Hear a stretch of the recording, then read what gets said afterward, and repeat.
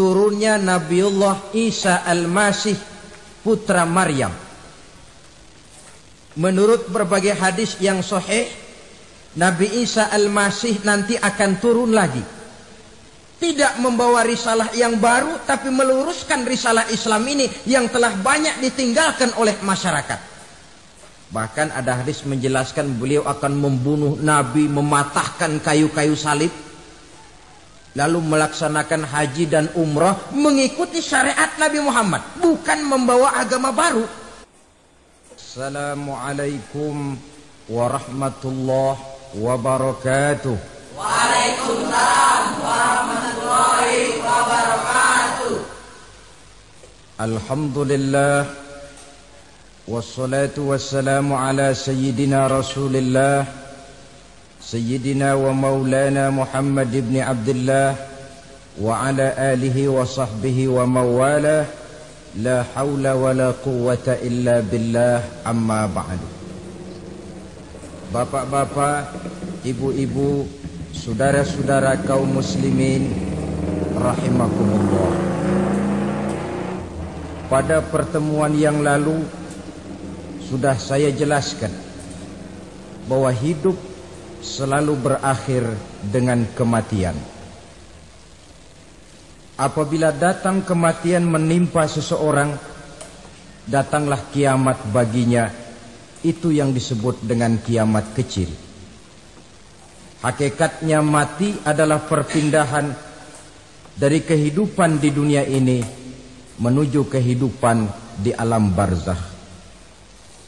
Menunggu kita di alam barzakh sampai datangnya saat kiamat. Entah 10 tahun, entah 100 tahun, entah 1000 tahun, hanya Allah saja yang maha tahu. Adapun orang-orang beriman yang melakukan amal kebajikan dalam kehidupan di dunia ini, masa penantian yang lama di alam barzakh buat mereka sebentar saja. Tetapi bagi orang-orang kafir yang ingkar, yang tidak beriman kepada Allah, yang hidup di dunia cuma menumpuk-numpuk dosa, tentu penantian di alam barzakh akan merupakan waktu yang sangat lama. Bukankah dalam kehidupan kita waktu itu memang relatif? Contoh misalnya, bagi pemuda-pemudi yang sedang duduk asyik memadu cinta, waktu 4-5 jam saja rasanya cuma 4-5 menit. Tenggelam oleh keasikan. Tapi buat orang yang berbaring di rumah sakit, meratap di balik-balik apa itu tembok derita kata lagu, di balik dinding-dinding penjara, sehari bagai seminggu, seminggu rasa sebulan, sebulan boleh jadi rasa setahun. Penantian yang sangat lama. Kapan kiamat itu akan datang? Ini rahasia Allah. Jangankan kita yang orang awam, baginda Nabi sendiri tidak diberitahu oleh Allah kapan kiamat itu akan terjadi. Tetapi sungguh pun demikian, banyak hadis-hadis yang menjelaskan ciri atau tanda-tanda datangnya kiamat. Nah, kalau sudah bicara soal tanda kiamat itu ada dua. Pertama yang disebut alamatus sughra, tanda-tanda kecil. Ini waktunya masih ada tenggang. Ada yang dinamakan alamatul kubra, tanda-tanda besar. Artinya kiamat sudah diambang pintu. Apa tanda-tanda kecil dari datangnya hari kiamat itu? Misalnya kata Nabi, apabila ilmu sudah diangkat oleh Allah. Artinya apabila ulama sudah banyak wafat, minat orang belajar agama berkurang, lalu kebodohan nampak merajalela di mana-mana, zina dikerjakan secara terbuka, minuman-minuman keras jadi kebanggaan, itu termasuk di antara tanda-tanda kecil terjadinya hari kiamat. Apalagi misalnya iza waladatil ammatu rabbataha, apabila budak sudah melahirkan tuan. Apa maksudnya? Ada yang mentafsirkan apabila anak sudah bisa membudaki orang tuanya. Orang tua yang melahirkan dia, yang membesarkan dia, demi setelah si anak besar jadi orang berpangkat, bertitel, berharta, berkedudukan. Jadilah orang tua itu budaknya. Sehingga sering dibilang kalau orang tua kaya, anak jadi raja. Tapi kalau anak yang kaya, orang tua sering jadi budak. Apalagi munculnya fitnah yang bergelombang, timbul perang antara dua bangsa yang besar, waktu berjalan terasa sangat pendek sekali. Itu merupakan tanda di antara tanda-tanda kiamat. Termasuk di dalamnya sulit membedakan mana laki, mana perempuan. Kan kalau tanda-tanda kayak begini sekarang sudah banyak kita lihat kan. Ulama banyak wafat, penggantinya sulit. Zina dikerjakan berterang-terangan, minuman keras jadi kebanggaan, banyak anak membudaki orang tuanya, sulit membedakan mana laki mana perempuan. Kadang-kadang dari belakang kita lihat perempuan bener, begitu kita colek nengok jenggotan.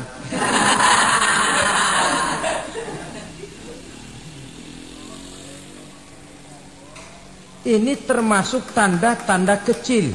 Masih ada tenggang sampai akan terjadinya kiamat itu.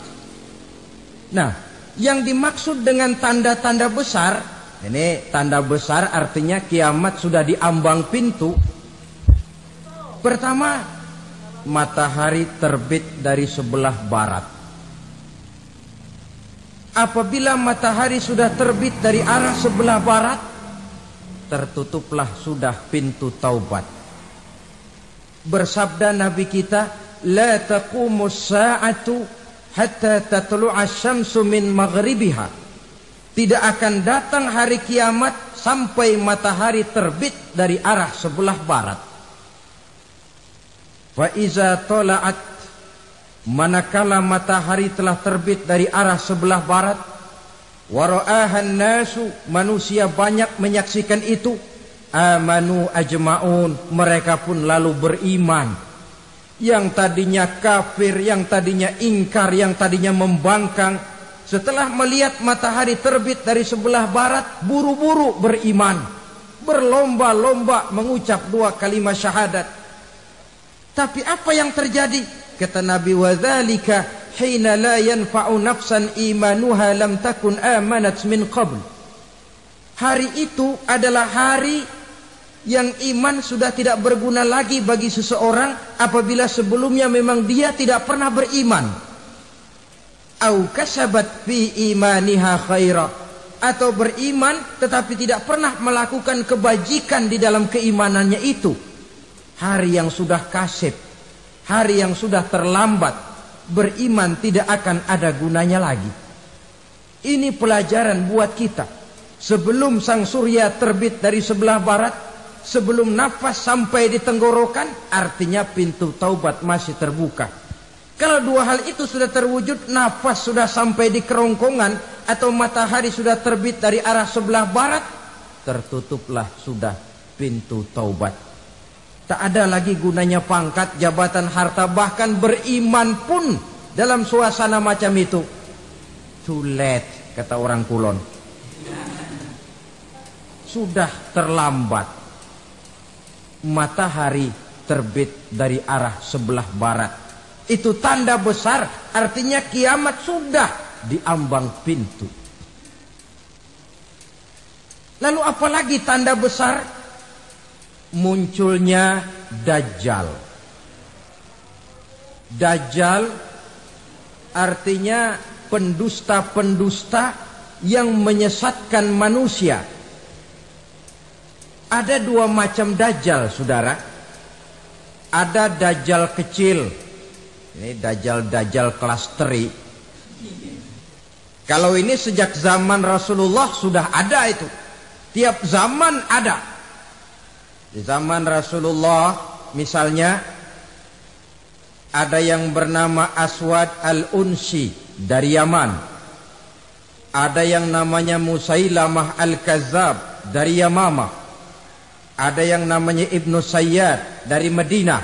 Ini dajjal-dajjal di zaman Rasul. Musailamatul Kazzab memproklamirkan diri jadi nabi dia. Di zaman Rasul masih hidup. Ini dajjal zaman Nabi. Di zaman sahabat muncul dajjal-dajjal. Di zaman kita sekarang ini dajjal-dajjal pun gentayangan. Dajjal-dajjal kelas teri. Kerjanya mendustakan manusia, menyesatkan manusia, memalingkan manusia dari jalan yang benar dan diridhoi oleh Allah Subhanahu wa taala. Adapun yang merupakan tanda besar dari datangnya kiamat, dajjal-dajjal kelas kakap. Pembohong-pembohong besar yang menyesatkan masyarakat manusia berpaling dari jalan Allah mengikuti jalan mereka.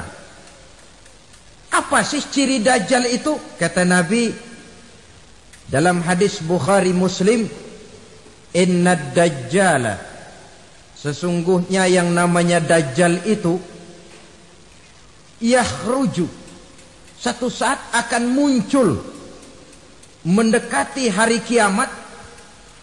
Wa inna ma'ahu ma'an, si dajjal ini membawa air. Wa naran, dan juga membawa api. Dua simbol. Di tangan yang satu dia bawa air, di tangan yang satu dia bawa api. Wa ammal ladzi yarahu an-nasu ma'an fanarun. Adapun yang orang banyak lihat air, hakikatnya adalah api. Yang dilihat api, hakikatnya adalah air. Oleh sebab itu, kalau api yang ditawarkan, ambillah air. Kalau air yang ditawarkan, pilihlah api. Maksudnya apa ini? Ini bahasa simbol, saudara-saudara. Dajjal bicaranya seolah-olah untuk kepentingan manusia, menawarkan surga. Surga yang dia tawarkan hakikatnya neraka. Hai manusia, kalau kau mau bahagia, jangan dekat-dekat dengan agama. Sholat itu tidak efektif dan efisien, tidak produktif dari segi ekonomi itu. Menghadiri majelis taklim cuma buang-buang waktu. Tahajud, tasbih, tahlil, baca Quran, apa itu? Pekerjaan mubazir saja. Hidup ini cuma sekali, masa yang cuma sekali, manfaatkan dengan sebaik-baiknya. Mumpung, dibawanya sifat mumpung tetapi dalam pengertian yang sangat negatif. Bicaranya seolah-olah untuk kepentingan manusia, tetapi sebenarnya menjerumuskan manusia. Menawarkan air, tapi sebenarnya api. Menawarkan api, tapi hakikatnya air. Buat apa kamu sholat? Buat apa kamu bayar zakat? Buat apa kamu puasa? Surga yang dicanangkan Dajjal, hakikatnya neraka. Neraka yang digambarkan Dajjal, pada dasarnya adalah surga. Jadi memutarbalikkan fakta itu kerjaan Dajjal. Yang hak jadi batil, yang batil dibilang hak, yang benar jadi salah, yang salah malah jadi benar. Tuntunan disuruh jadi tontonan, tontonan malah menjadi tuntunan. Itu pekerjaan Dajjal profesinya. Zamannya Nabi Adam, Dajjalnya kan iblis. Betul? Betul. Apa sih rayuan iblis itu? Allah setelah menciptakan Nabi Adam kan bilang, Adam, kau dan istrimu Hawa tinggal di surga ini. Seluruh fasilitas yang ada di surga persilahkan kau nikmati. Satu yang tidak boleh, jangan coba-coba dekati pohon khuldi. Dekat saja jangan, apalagi sampai memetiknya. Datang Dajjal yang namanya iblis ini. Adam, kamu tahu nggak kenapa tidak boleh makan buah khuldi? Ya nggak tahu, pokoknya saya dilarang. Bodoh kamu, Dam. Khuldun artinya kekal. Kalau kamu makan itu buah, kau akan kekal di surga buat selamanya. Allah tidak kepengen, maka dilarang kamu makan buah khuldi. Kalau kau ingin kekal di surga, Adam, makan saja. Saya bicara begini ini untuk kepentingan kamu, Adam. Ini kan ciri-ciri Dajjal. Bicaranya sih seolah-olah untuk kepentingan Nabi Adam. Hakikat sebenarnya menjerumuskan Nabi Adam supaya ingkar dan melanggar larangan dari Allah Subhanahu wa ta'ala. Jadi setelah muncul Dajjal, timbul kekacauan-kekacauan di masyarakat. Banyak yang terpengaruh, terpedaya dan terpesona. Termasuk mereka yang memproklamirkan diri jadi nabi. Mereka yang memproklamirkan diri jadi rasul di zaman sesudah Rasulullah wafat, itu adalah Dajjal-Dajjal.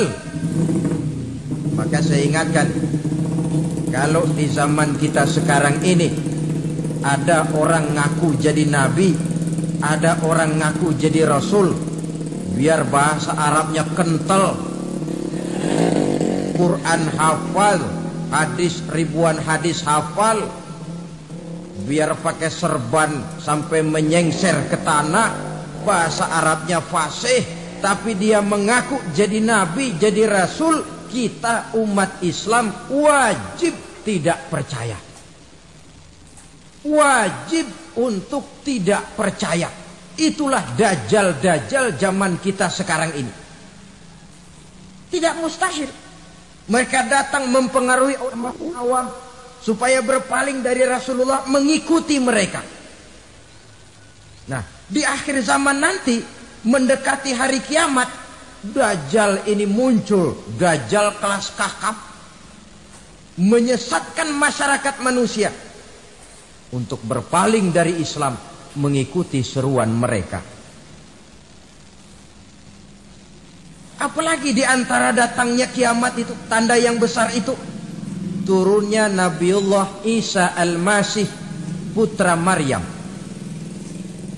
Menurut berbagai hadis yang sahih, Nabi Isa Al-Masih nanti akan turun lagi. Tidak membawa risalah yang baru, tapi meluruskan risalah Islam ini yang telah banyak ditinggalkan oleh masyarakat. Bahkan ada hadis menjelaskan beliau akan membunuh Nabi, mematahkan kayu-kayu salib, lalu melaksanakan haji dan umrah mengikuti syariat Nabi Muhammad, bukan membawa agama baru. Menjadi semacam mujaddid, reformer, menyelamatkan manusia dari bisikan Dajjal. Bahkan ada riwayat yang menjelaskan bahwa Nabi Isa berhasil mengalahkan Dajjal, mengembalikan masyarakat manusia kembali kepada ajaran Islam yang datang dari Allah, dibawa oleh Rasulullah Sallallahu Alaihi Wasallam. Dengan kata lain, turunnya Nabi Isa bukan sebagai Nabi dan Rasul baru, tetapi mengikuti syariat Nabi kita Muhammad Sallallahu Alaihi Wasallam. Saudara hadirin, ibu-ibu hadirat yang saya hormati, kemudian apalagi di antara tanda-tanda besar akan datangnya kiamat itu? Keluarnya asap atau awan. Kata Nabi, inna min asratis sa'ah dukhanan yamla'u ma bainal masyriqi wal maghrib. Di antara tanda-tanda kiamat, munculnya awan antara langit dan bumi. Ini pun diperkuat dalam surah Ad-Dukhan ayat 10. Fartaqib yauma ta'tis sama' bidukhanim mubin fayughshan nas hadza azabun ali. Bagi orang-orang yang beriman, mereka biasa-biasa saja. Tapi bagi orang kufur, datangnya asap dan awan ini merupakan azab yang kelewat pedih. Barangkali sedikit mendekati gambaran tentang azab yang pedih ini, saya ingatkan alam pikiran kita kepada peristiwa yang belum lama terjadi. Pernah dengar berita bocornya reaktor nuklir di Chernobyl, Uni Soviet? Pernah dengar? Nah. Bocornya reaktor nuklir di Chernobyl yang mengakibatkan ratusan bahkan sangat mungkin ribuan nyawa. Cuma satu reaktor. Bagaimana kalau seluruh cadangan nuklir yang dimiliki oleh para negara adik kuasa ini diledakkan? Bahkan yang konon menurut catatan, cadangan nuklir yang dimiliki bersama oleh Amerika dan Rusia sekarang ini sudah sanggup memusnahkan 6 miliar manusia. 1,5 kali lebih banyak dari jumlah manusia yang nongkrong di permukaan bumi ini.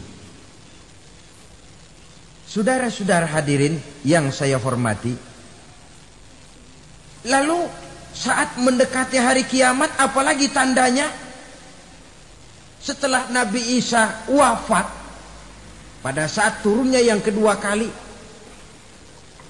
lalu Allah meniupkan angin sejuk.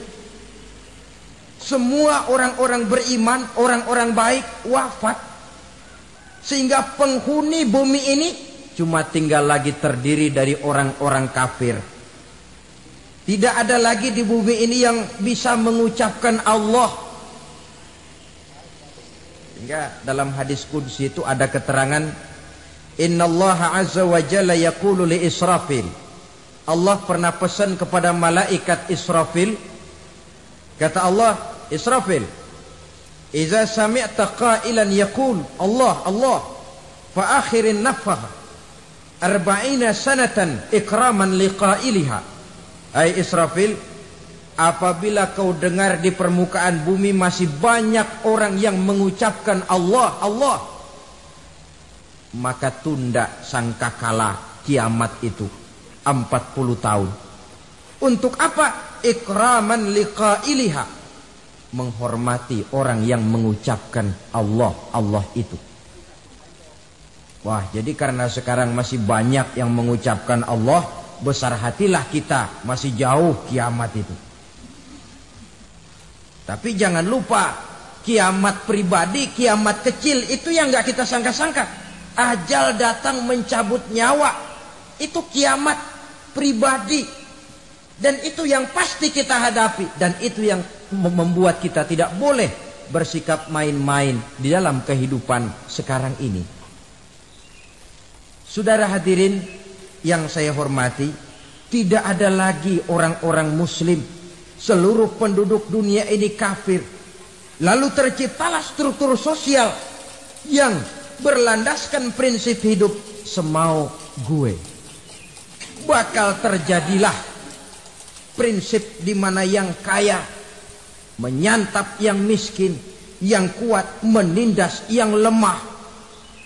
Hidup sudah bagaikan di rimba belantara. Berlaku hukum rimba. Siapa yang kuat dia yang menang, siapa yang lemah menjadi mangsa. Timbul kekacauan, maksiat merajalela, munkarat menjadi-jadi. Sehingga isi bumi ini penuh dengan segala macam perbuatan dosa. Tidak ada perlunya lagi alam diperpanjang temponya. Datang saat yang sudah dijanjikan oleh Allah Azza wa Jalla, maka terjadilah yang disebut kiamat kubra, kiamat besar, kiamat ancur-ancuran. Bagaimana kejadian ini dimulai? Dalam surah Az-Zumar ayat 68, Allah subhanahu wa ta'ala berfirman, wa nufikha fis suri fasa'iqa man fis samawati wa man fil ardi illa man sya'allahu. Maka manakala ditiuplah sangkakala, terkejutlah seluruh yang ada di langit dan seluruh yang ada di bumi. Bila saat kiamat datang, Allah perintah malaikat Israfil, Israfil, tiup sangkakalamu. Ditiuplah sangkakala oleh malaikat Israfil.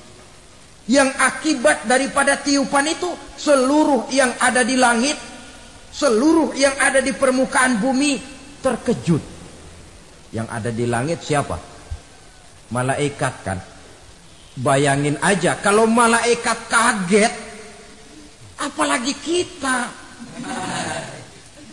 Terkejut seluruh makhluk yang ada di bumi, yang ada di langit mendengar suara sangkakala itu. Bunyinya tidak sanggup kita bayangkan dahsyatnya.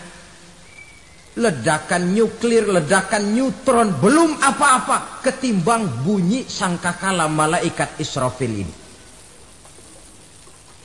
Nah, lalu mendengar bunyi sangkakala ini, gemparlah makhluk, kacaulah alam.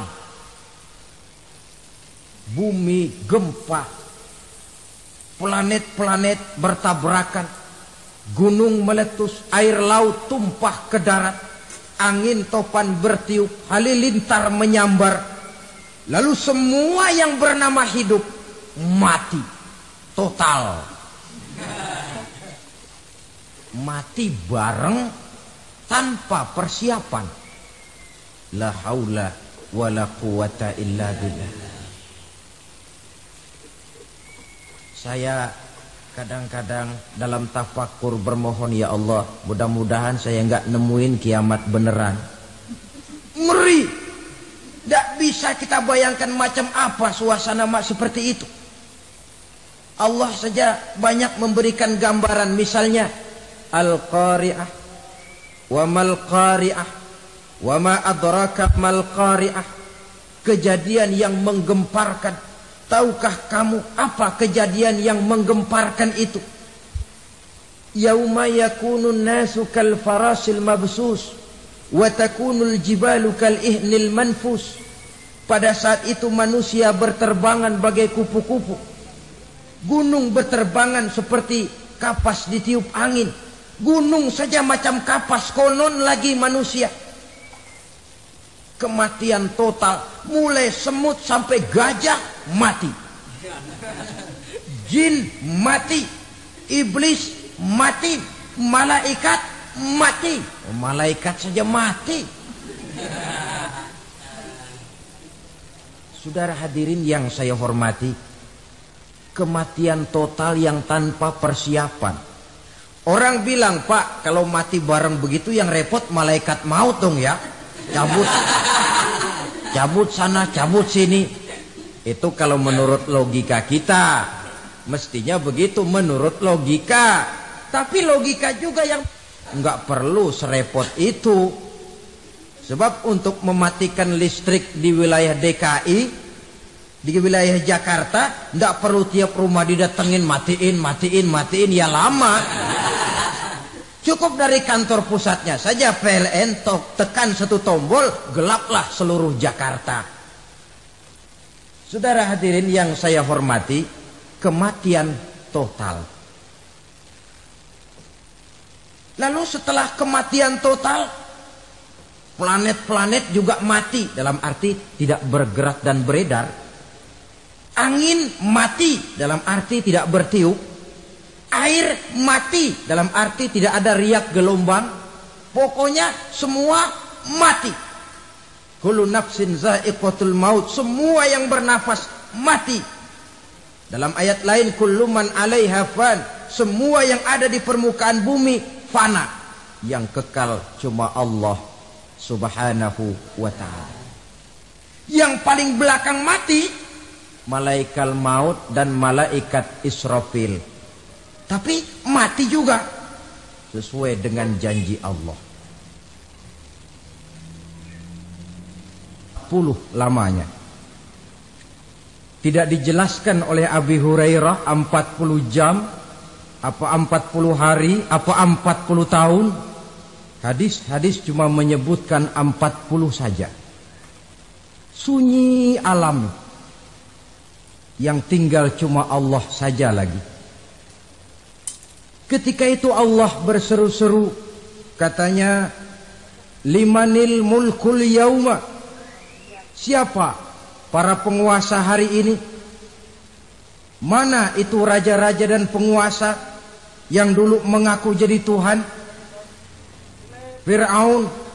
Mana Fir'aun sekarang? Yang dulu jadi raja, merasa berhasil, sombong, lalu tidak mau turun-turun dari kekuasaannya, sampai kepada puncak kekurang ajarannya mengangkat diri jadi Tuhan. Mana itu Fir'aun? Namrus, mana sekarang Namrus? La ilaha illa ana. Ternyata tidak ada Tuhan lain selain daripada aku, kata Allah. Proses kemudian, saudara-saudara, turunlah hujan dari langit. 40 lamanya hujan itu. Tidak jelas juga 40 jam apa 40 hari. Setelah air turun membasahi, datanglah tiupan sangkakala yang kedua. Semua yang bernama mati bangkit dari kuburnya masing-masing. Ini yang disebut Yaumul Ba'thi, hari kebangkitan. Allahu Akbar. Pada saat kita bangkit dari kubur kita masing-masing, kumpul di padang mahsyar namanya. Bayangin aja, saya sendiri nggak sanggup bayangin. Manusia sejak zaman Adam sampai zaman kiamat kumpul bareng di tempat sama. Berapa banyaknya itu?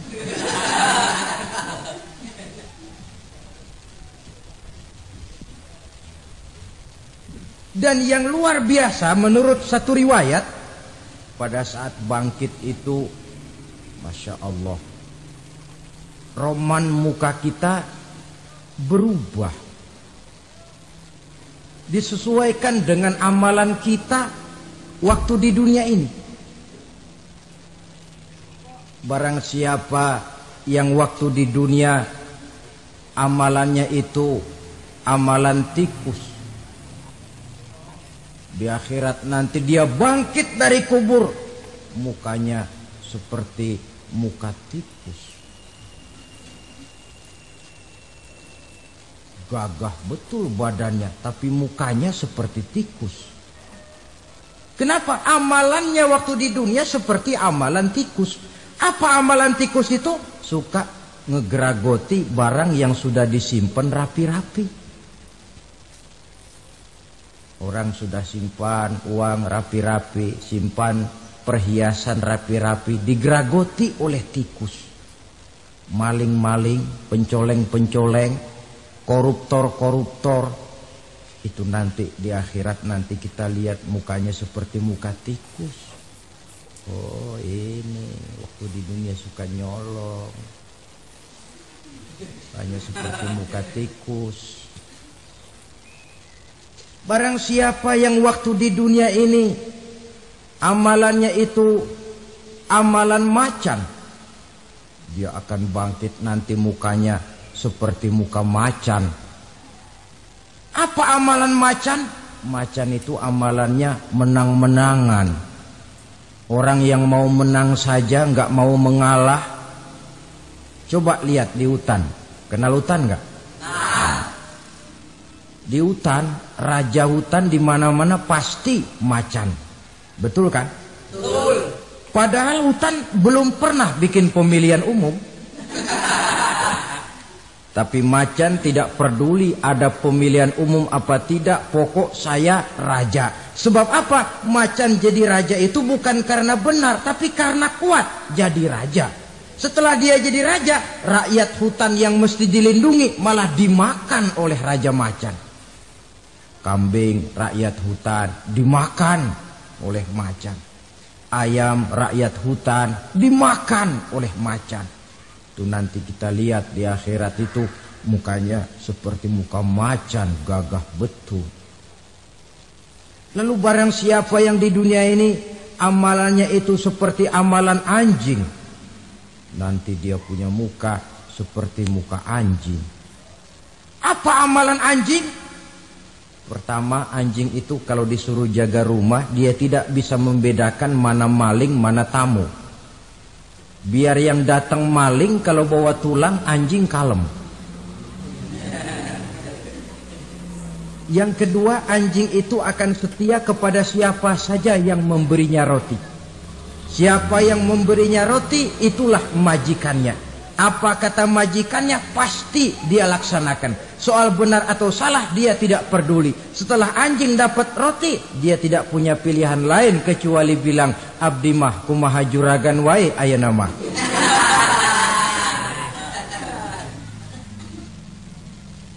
Saudara hadirin yang saya hormati,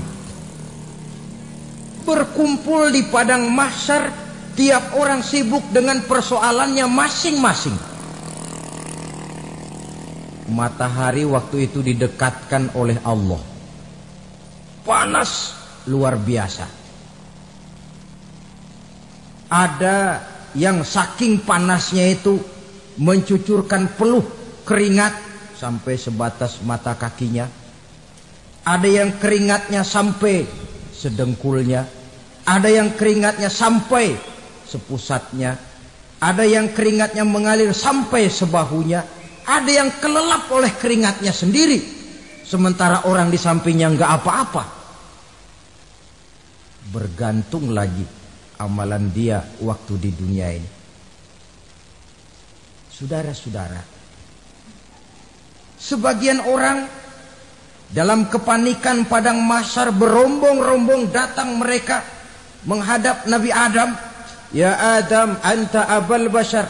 Hai Adam, Tuhan adalah bapak moyang manusia. Kami sebentar lagi akan disidang, dimintakan pertanggungan jawab. Tolonglah kami, hai Adam. Kata Nabi Adam, jangankan nolongin sampean, saya sendiri tanggung jawab di hadapan Allah ketika dulu tidak boleh makan khuldi, saya serobot. Sudahlah, urus diri masing-masing saja, nafsi. Begitu kata Nabi Nuh, begitu kata Nabi Ibrahim. Tiap orang bertanggung jawab sendiri-sendiri. Ketika itulah saudara-saudara, nikmatnya menjadi umat Nabi besar Muhammad sallallahu alaihi wasallam.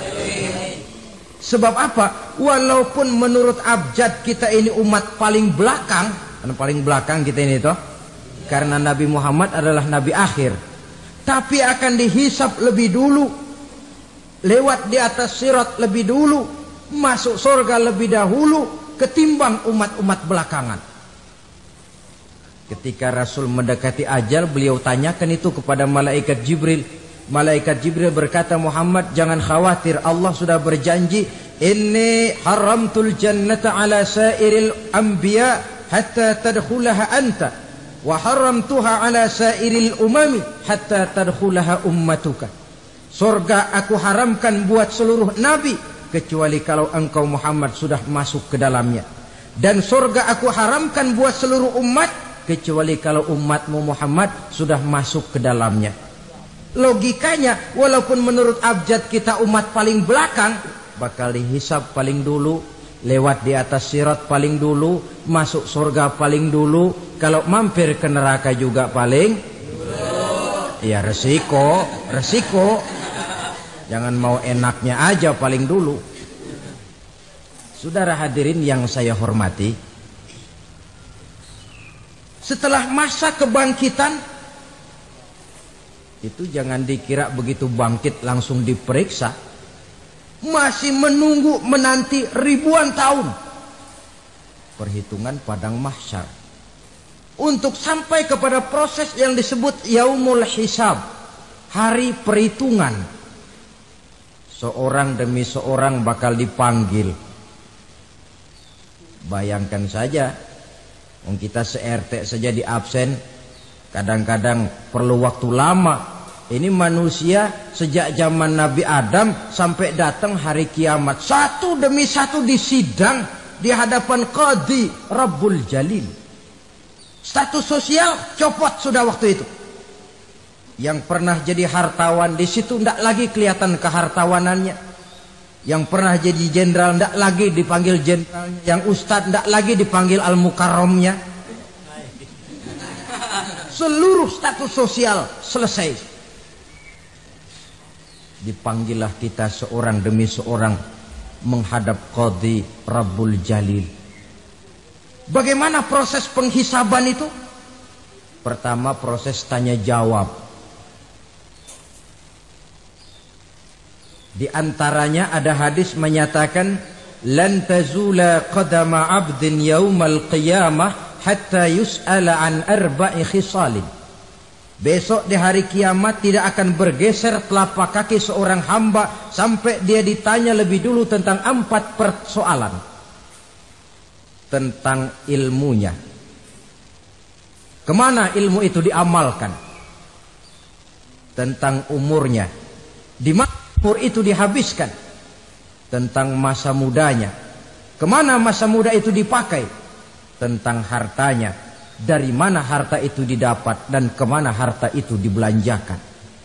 Ini termasuk proses tanya jawab. Jadi kalau istilah pengadilan dunia, nama Fulan bin Fulan. Kamu waktu di dunia diberikan umur panjang untuk apa? Pernah mengalami masa muda, kemana kau habiskan masa remajamu? Kau diamanahkan ilmu, dengan apa ilmumu kau amalkan? Kau diberikan harta, dari mana harta kau dapat, kemana kau belanjakan? Tak seorang pun yang bisa mungkir. Sebab apa? Dikala itu yang menjadi saksi bukan orang. Yang menjadi saksi adalah seluruh anggota badan kita. Tangan bicara, kaki jadi saksi terhadap seluruh amalan yang pernah kita kerjakan pada saat kehidupan di alam dunia ini. Selesai proses tanya jawab, lalu diperlihatkan buku catatan kita waktu hidup di dunia ini. Jangan lupa Allah itu menyiapkan 2 superkomputer kepada kita. Sebelah ditempelin sebelah kanan, yang sebelah tempelin di sebelah kiri. Komputer itu namanya Raqib dan Atid. 2 malaikat yang apabila baik kita lakukan, refleks saja akan menulis kebajikan kita. Jahat kita kerjakan akan tertulis. Catatan itu nanti diperlihatkan kepada kita. Waduh, alangkah malunya pada saat diperlihatkan catatan kita, buku rapot kita merah melulu. Barangkali diperiksa sambil diomelin, brengsek lo. Buku merah melulu begini bagaimana waktu hidup di dunia? Tidak cukup diperlihatkan buku catatan kehidupan, rekaman kehidupan. Rekaman kehidupan kita secara utuh sejak terlahir sampai ajal datang merenggut nyawa. Barangkali mirip dengan video sekarang ini, di mana terekam dengan baik seluruh kegiatan kita sejak yang sekecil-kecilnya sampai kepada yang sebesar-besarnya. Untuk kemudian kita pun menerima balasan. In khairan fa khairun wa in syarran fa syarrun. Kalau baik ya baik balasannya, kalau jahat ya jahat juga balasannya.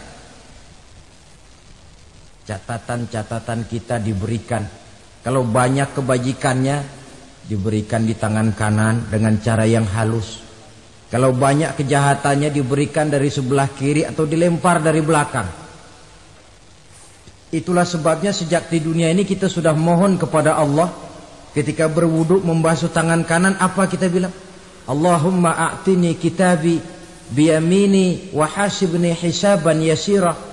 Ya Allah, berikan saya kitab di tangan kanan, dan kalau saya memang perlu dihisap, hisaplah saya yang seringan-ringannya. Tangan kiri berlindung kita kepada Allah. Jangan sampai diberikan kitab di tangan kiri atau dari arah sebelah belakang. Wa'udzubika an tu'tiya kitabi bishimali au min warai zuhri. Dari arah sebelah belakang. Na'udzubillah min dzalik. Setelah selesai lewat proses penghisaban, lewat mizan, timbangan, maka yang sudah selesai dihisab itu bergeraklah menuju sirat, jembatan yang terbentang menuju surga melalui neraka.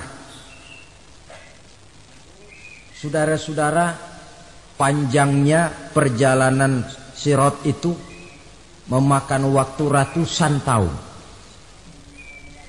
Tetapi orang yang lewat di atas sirat pun macam-macam bergantung amalannya ketika di dunia ini.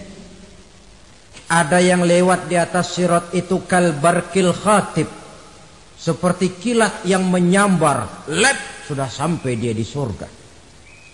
Cepat bukan main. Ada yang lewat di atas sirat itu seperti orang lari-lari.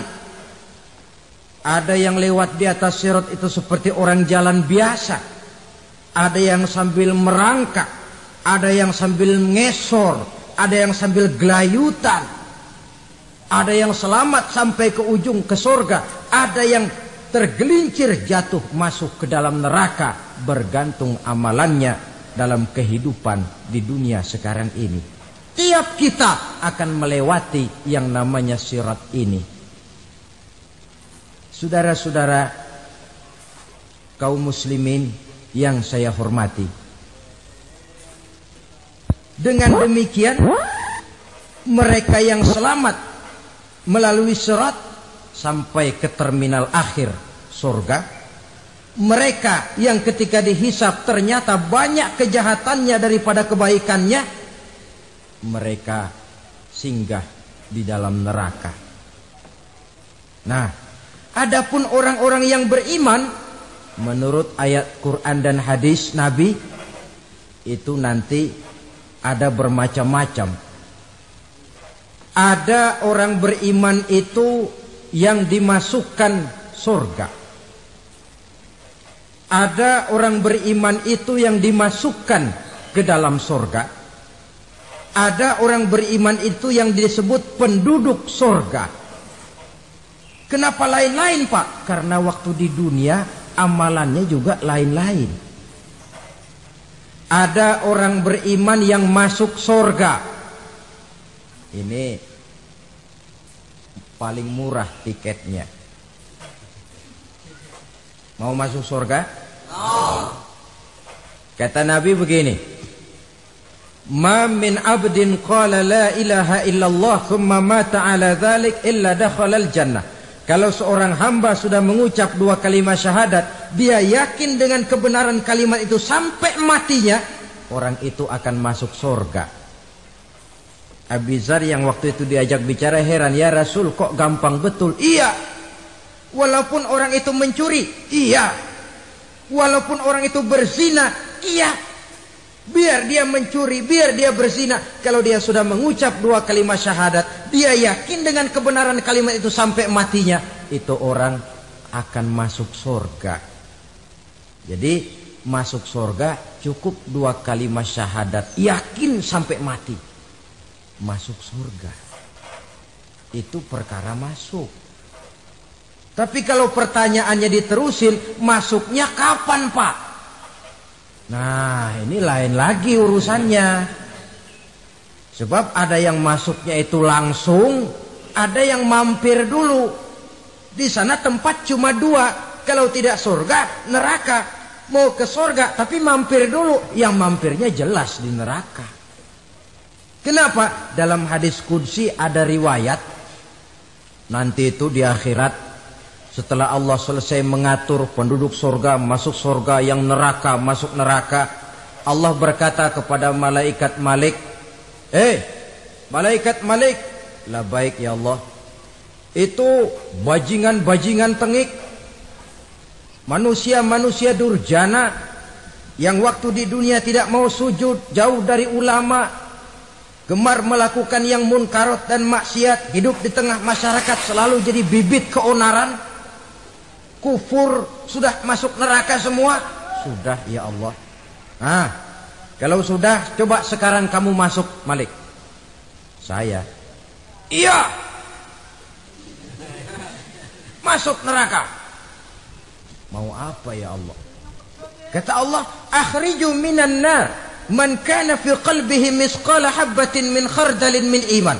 Kau masuk neraka, cari di dalam neraka orang-orang yang ada imannya walaupun kecil sebesar biji zarah, angkat mereka keluar. Masuk malaikat Malik ke neraka, cari orang yang ada imannya, korek-korek. Ya repot, udah pada gosong. Yang ada imannya diangkat ke atas, yang ada imannya diangkat ke atas. Lalu dimandikan di Nahrul Hayat, namanya sungai kehidupan di akhirat nanti. Cakep lagi rupanya, bersih lagi wajahnya, apel di hadapan Allah. Kata Allah, bagaimana mas? Kapok enggak sampean? Kapok ya Allah. Nah, kalau kapok, idhab fadkhulil jannah. Pergi, masuk surga sana. Berangkat mereka ke surga.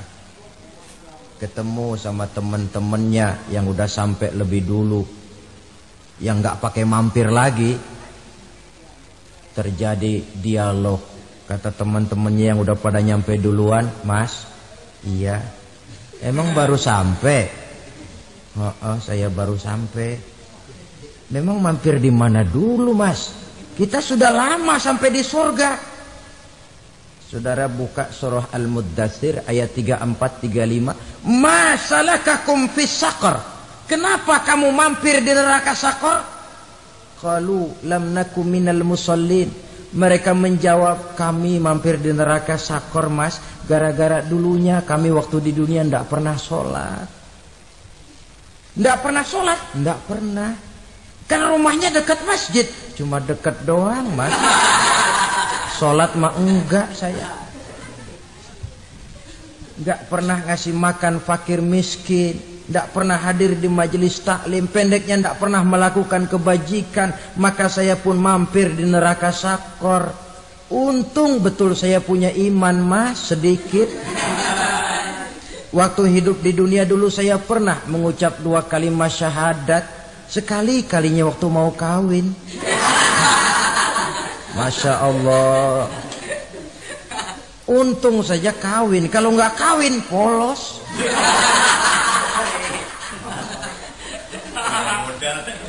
Itu juga pengulu sudah setengah mati ngajarin. Asyhadu alla, asyaduaan, asyaduaan.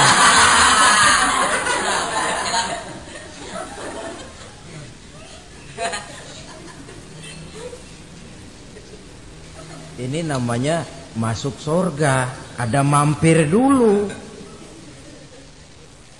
Ada pula orang mukmin itu yang dimasukkan surga. Namanya dimasukkan kan terima beres.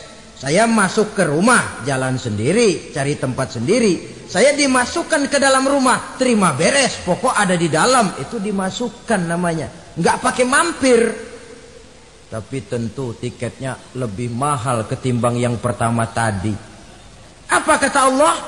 Innal ladzina amanu wa 'amilus shalihat la ukaffiranna 'anhum sayyi'atihim wa la udkhilannahum jannah. Sesungguhnya orang-orang yang beriman kemudian beramal soleh, kami hapuskan segala dosa dan kesalahannya, kami masukkan mereka ke dalam surga. Lihat ayatnya. Allah yang memasukkan, kita yang dimasukkan. Tidak pakai transit, tidak usah mampir. Cuma tidak cukup syahadat, tidak cukup amanu, tapi diiringi dengan wa'amilus salih. Iman, amal. Tidak cukup syahadat, lalu dibuktikan dia sholat, dia zakat, puasa, lalu dia melakukan berbagai macam kebajikan. Ini yang menyebabkan dia tidak pakai mampir di tempat yang bernama Saqar. Lalu ada pula orang mukmin itu yang disebut penduduk surga. Wah, ini sudah VIP ini. Ashabul jannah, penduduk surga. Siapa mereka? Kata Allah, innal ladzina amanu summa istaqamu fala khaufun 'alaihim wala hum yahzanun ulaika ashabul jannah hum fiha khalidun. Sesungguhnya orang-orang yang beriman lalu istiqamah, tetap dalam melaksanakan perintah Allah, tidak goyah, tidak labil tapi stabil, istiqamah, mereka tidak takut dan tidak bersedih hati. Merekalah penduduk surga. Iman, istiqamah. Tidak punya duit, sembahyang. Banyak duit, sembahyang. Miskin, sembahyang. Kaya, tetap sembahyang. Istiqomah. Kadang orang kalau susah rajin ke masjid, banyak duitnya ngelihat masjid melengos. Waktu miskin hamba Allah, setelah kaya jadi hamba harta. Bergeser, tidak ada nilai istiqomahnya.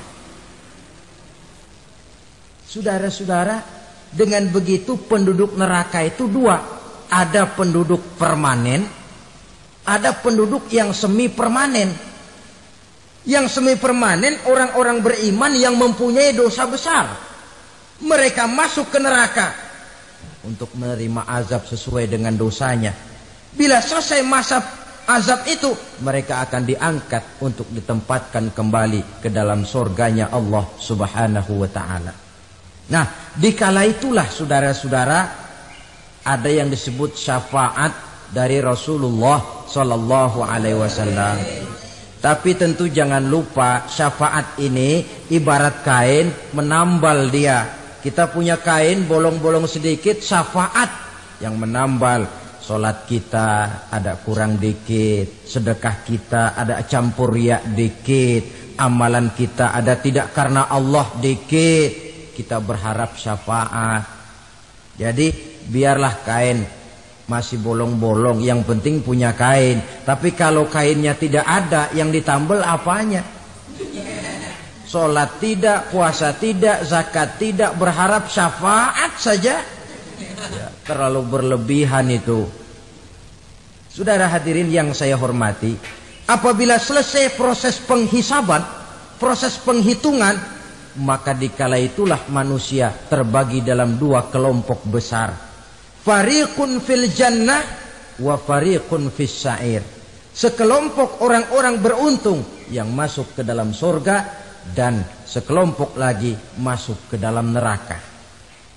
Akan memakan waktu untuk menceritakan sifat surga dan neraka, tapi insya Allah pada kesempatan pertemuan lain saya sampaikan. Namun sebagai gambaran umum cukuplah saya sampaikan sebuah hadis qudsi. Allah jelaskan, a'dadtu li'ibadiyas salihin ma la 'ainun ra'at wa la uzunun sami'at wa la khatara fi qalbil bashar.